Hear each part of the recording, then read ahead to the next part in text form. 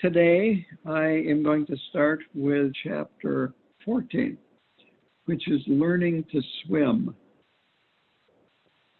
This starts on page 117. Now this is an inner investigation. In the morning he returns to the train station. He's agitated because he can't return to the dorm. He needs a new plan, and he doesn't have one. This is unknown territory. And he's acknowledged to himself that he has been disgusted by the people around him.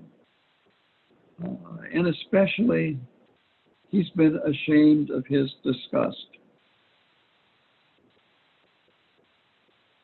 And we all do this. This is really an important point, that we fail to live up to our standards.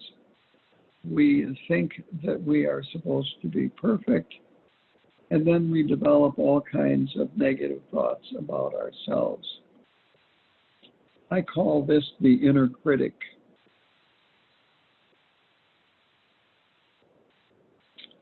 So it's important to see when you do this and work on it.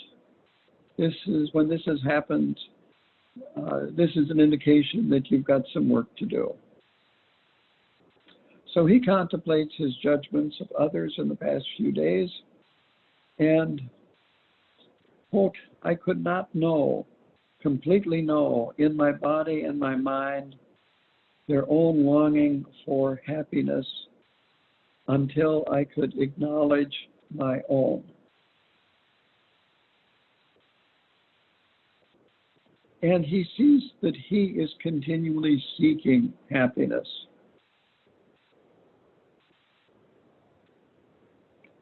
And he even realized that sometimes he sees others as bad, and therefore I am good. Again, this is a very common approach.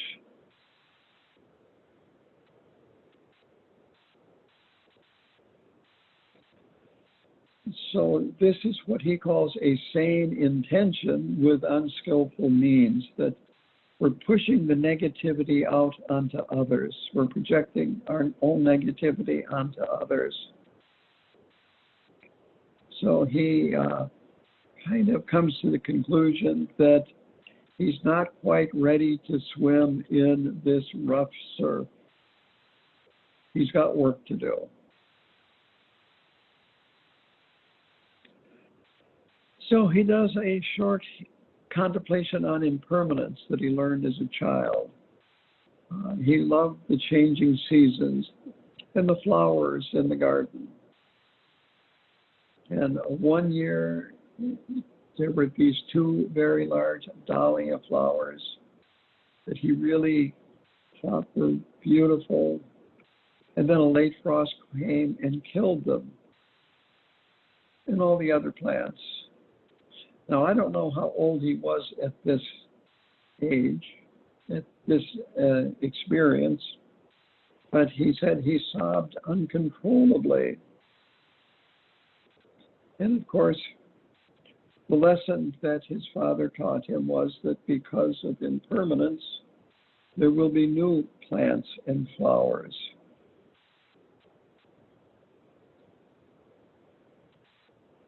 And the conclusion he makes to that story is, quote, all this present moment possibility rests with impermanence, end quote. That's on 119.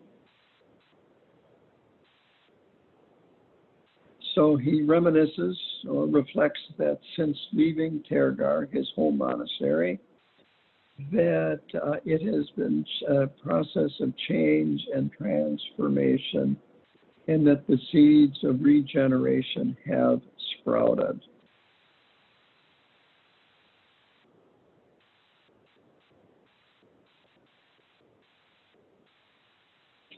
So he felt that something must be done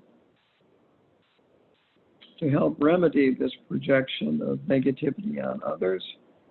So he repeated this over and over again. May I have happiness, may I be free.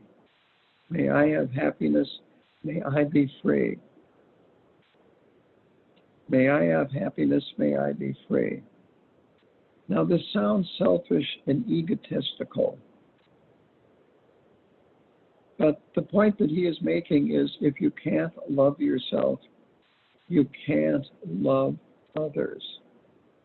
This is an extremely important point. And he realized that in being disgusted with himself, he did not love himself at all. He was resentful, angry, and so forth at himself.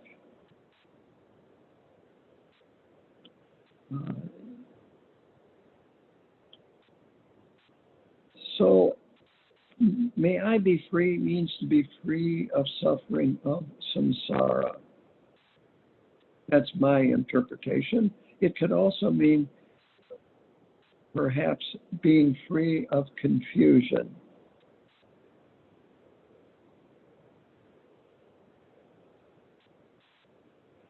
He said, I repeated it until I softened and my heart opened.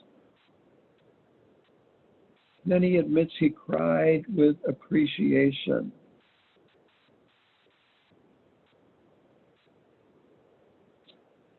And he said it took 30 minutes of repeating this.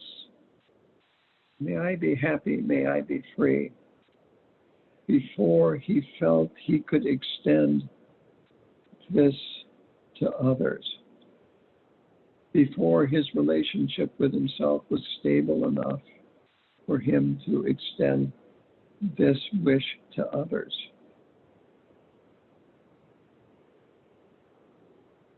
So what he did from there, at that point was he expanded the aspiration to another person. He used the wife of the man that he had talked to the day before. He had had lunch with the family the day before. So besides the may she have happiness, may she be free, he also included may she have food, shelter, have healthy children.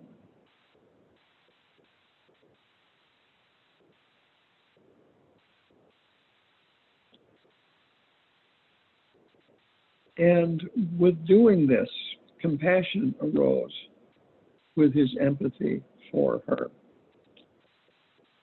And compassion is the wish that self and others be free of suffering.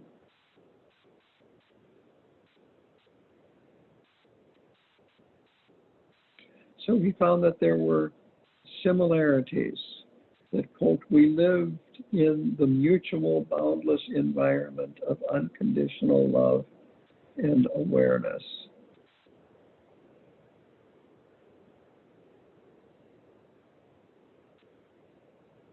He also talks about ignorance in this section here, about may they be free of ignorance. And he defines ignorance as taking phenomena to be real in ways that are not true.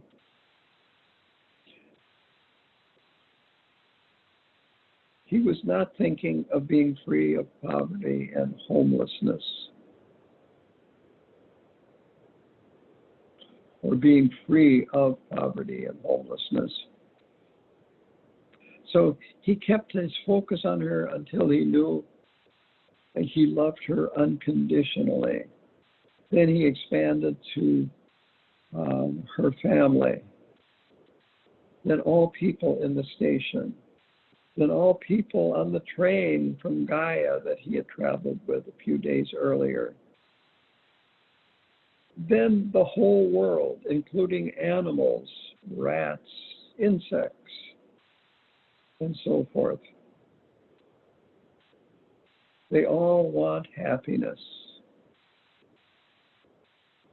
Then he ends and rests in calmness and quiet.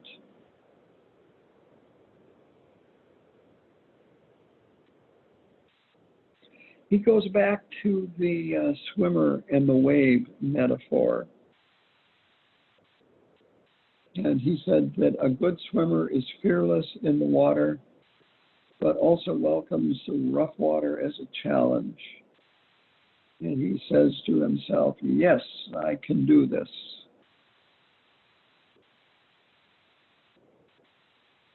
So he finishes the chapter recounting that he could end the retreat and go back to the familiar.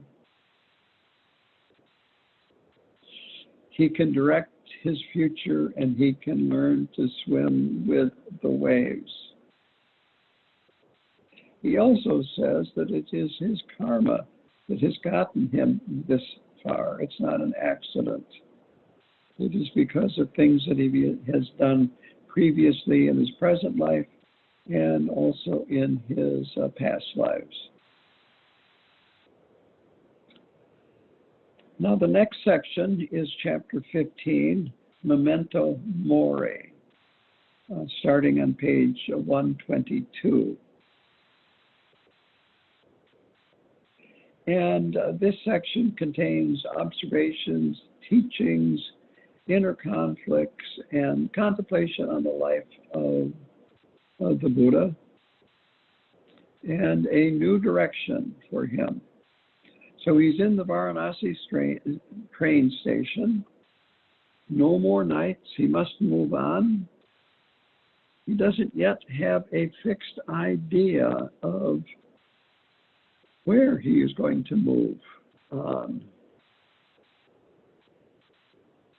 The chapter title, Memento Mori, is Latin for remember you will die.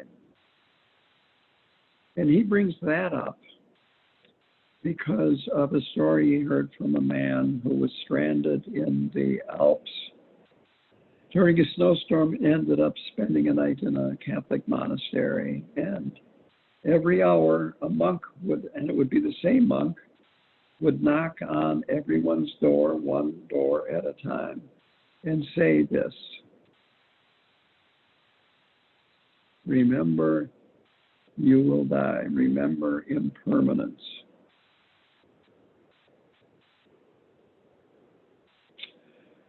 So in the the train station, he observes a group of Western tourists, and he describes them as unconfined, confident, and maybe arrogant. And he mentions that people living in the industrialized countries of the world, highly industrialized countries of the world, are living in the God realm.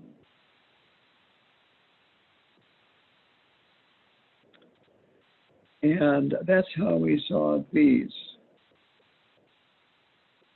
tourists.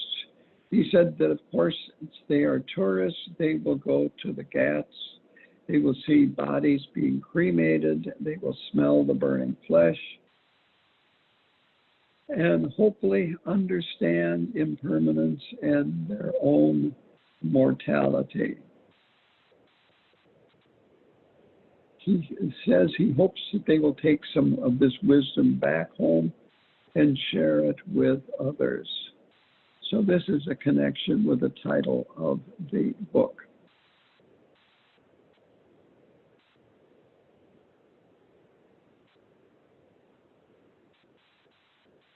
He is also concerned about being recognized by the group. When they leave, then he goes around to try to figure out where to go.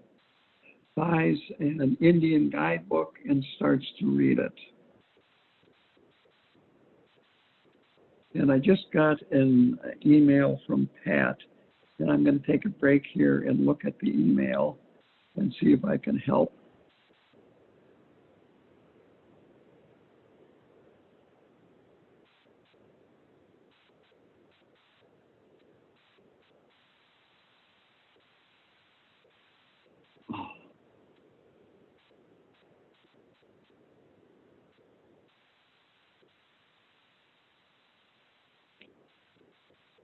Well, Pat says that she just can't get connected, so I'm going to go back to the teaching. I'm sorry, I can't help her. We'll have a recording of this on YouTube, though. So he buys a guidebook and starts to read it. He says, not knowing what else to do, I read the story of the Buddha's life. And he compares the suburban neighborhood in the West to the palace that Siddhartha was raised in. Being that there is so little pain and suffering in the suburban neighborhood relative to other neighborhoods, even in this country.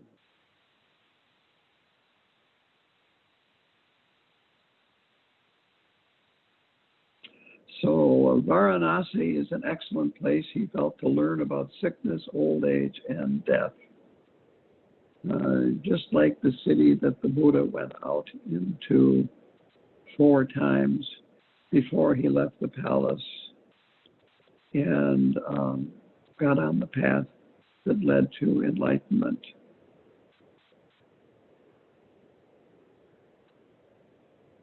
He also notes that he's reading this guidebook about the Buddha's life partially to put off leaving the station, that there is some reluctance here to start the next phase of the retreat.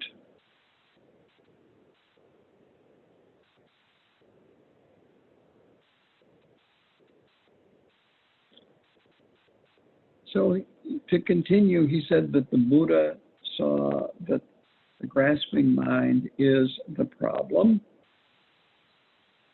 And at this time, he was trying extreme asceticism in a Hindu tradition. So he realized it was the grasping mind, not what the mind grasps onto, that is the problem. So he quit the asceticism, sat down and observed his mind. He quit trying to get enlightened. And in doing so, he discovered that, quote, our true nature is already awake, already perfect as it is, and that what he initially sought to attain was already within him. That's on page 125. So he points out this is the paradox of the Buddhist path: attaining nothing, getting nothing, going nowhere.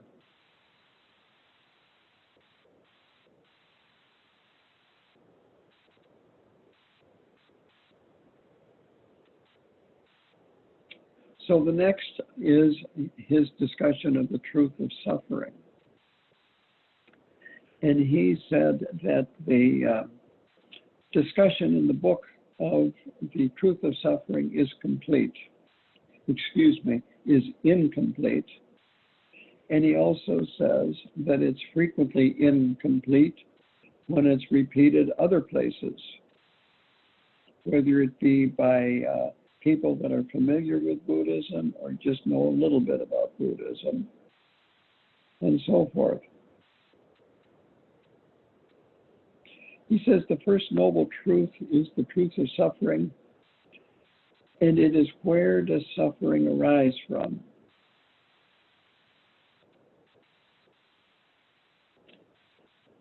And he answers this by saying, it arises from seeing things as lasting. And again, this goes back to the title of the chapter, Memento Mori. And the suffering is discontent, frustration, dis-ease, D-I-S-E-A-S-E, EASE of all kinds, not disease like a biological disease. It's mental uneasiness. The full description of the truth of suffering is we must face suffering, move into it, only then can we become free from it.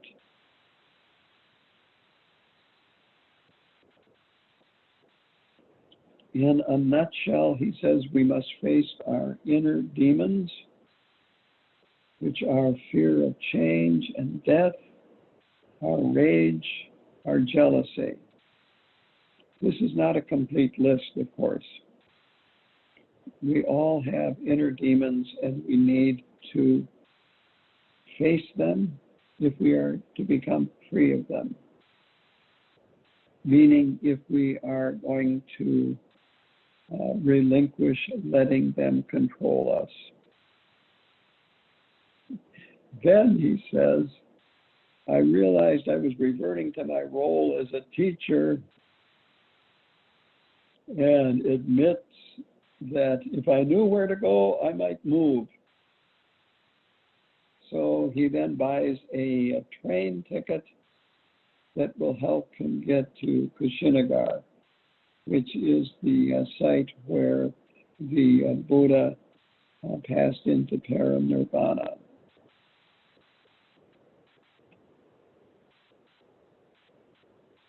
And paranirvana is referred to as the final passing beyond suffering, manifested by the Buddha and by realized masters. They talk about Khenpo Karta Rinpoche's paranirvana.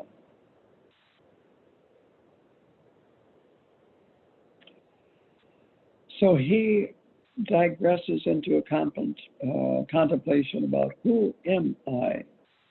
And he discusses the monk Nagasena, who deconstructed his body and his ego in this discussion with the king that was covered quite a few chapters ago. And he brings in Shantideva's writings. And I'm not sure exactly where it came from, the quotes in the book, but I would feel pretty confident in saying that it came from the Bodhisattva's way of life. I just don't know where.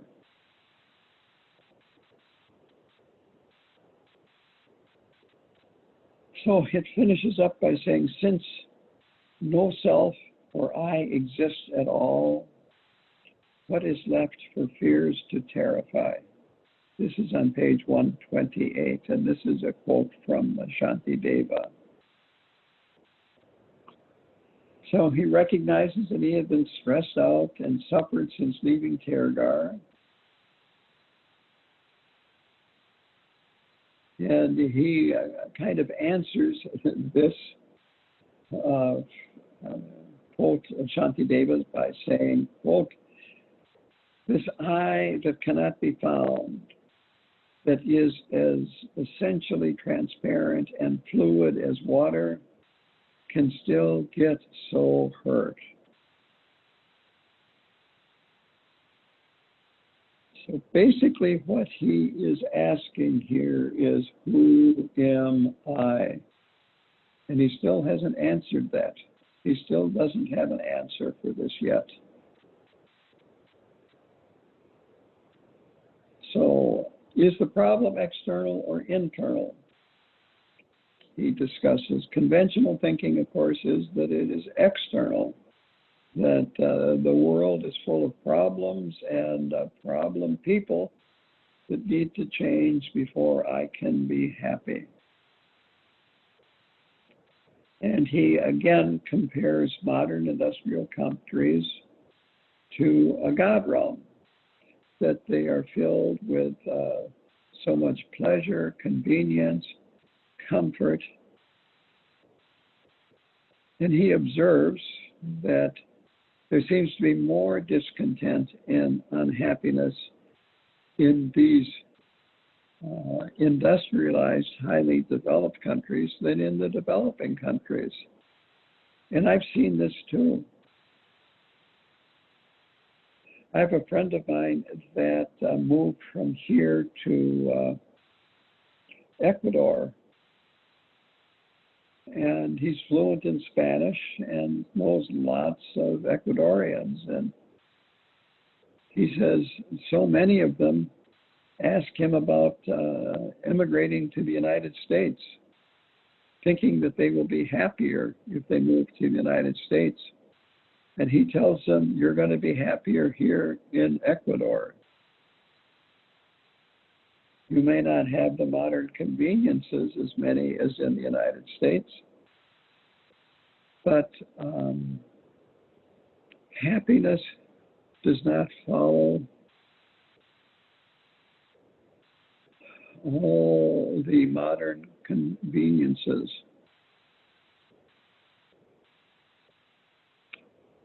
Just more discontent and unhappiness. Quote, it seems like without acknowledging the way each of us sets oneself up to receive the arrows, we just keep slinging them at each other, misperceiving the source of our anguish to be outside of ourselves. So with that, he then gets on the train going towards Kushinagar. He has to get on a bus after he gets off the train. But he finds very quickly that he's more at ease, more accommodating, less disoriented, and he has some trust in the truth of change. He returns to discussing the modern urban people versus poor rural people. And these are a slightly different categorization than above, but he finds the same dissatisfaction and suffering in the above group. That the urban people suffer more than the rural people, even though they have more. And he then observes that this group of people, the people that are in the God realms, have issues and problems that are parallel to the end of life issues for everybody.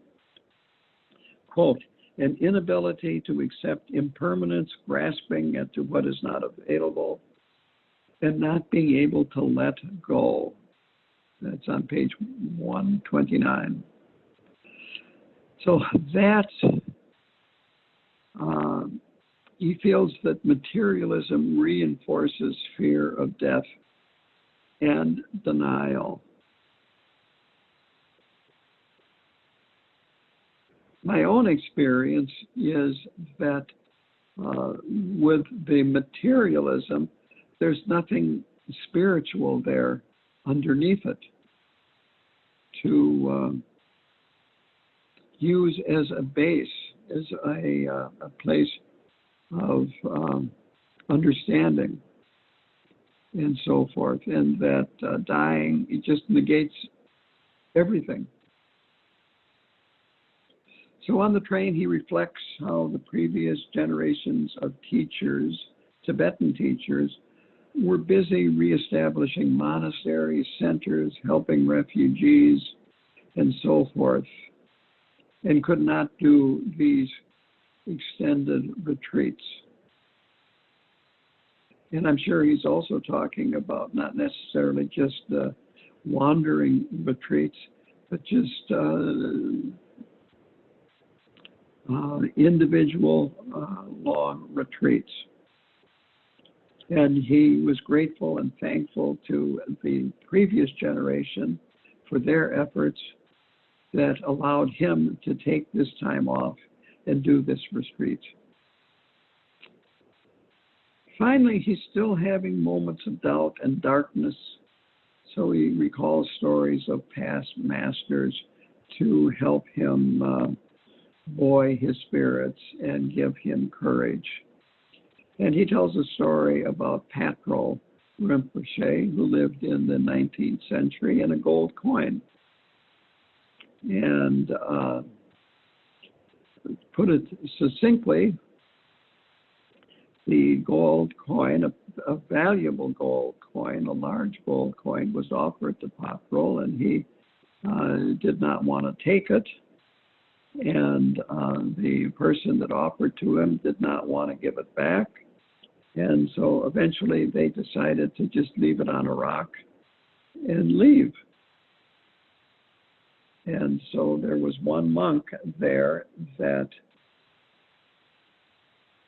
stayed behind and eyed that gold coin and pondered over and over again about taking it, because at this point it belonged to nobody. The monk did eventually leave and catch up with Patrul Rinpoche's group. So the point that is being made here is that we have continual choices in life between positive and negative. That to increase or decrease our suffering with others, we are constantly presented choices. If we can cut our attachments, that is the wise choice.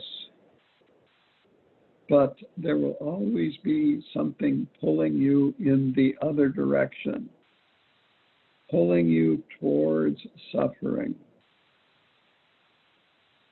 So he finishes this chapter by saying he is uncomfortable, but it will change.